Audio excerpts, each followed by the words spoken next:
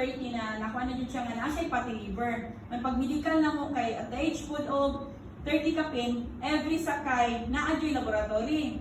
So pag-take na mo atong last nga January, dili pa dyan na prolong kay hagdan man ni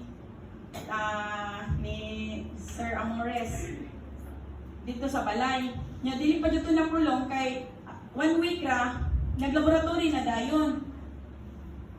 Dili mi makatuo ba kay in 7 days na normal ang iyang pati liver.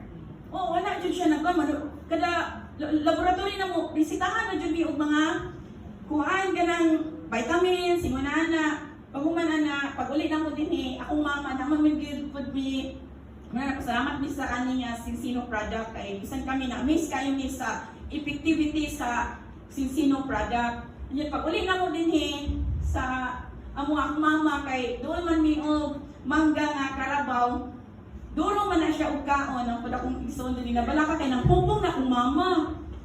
Kunya ipa-admit na mo ningon man siya bahala mamatay ko dinadyo ko mo ana og hospital kay gikapoy na daw siya. 77 naman akong mama.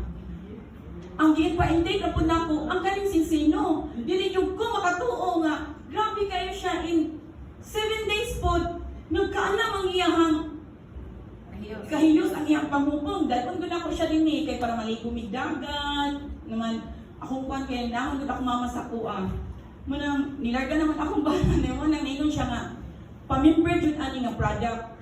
Kay bisan siya dito sa iyang gitrabahoan dili jud siya kapuyon. Wala siya tulog, dili siya mubati og kakapoy.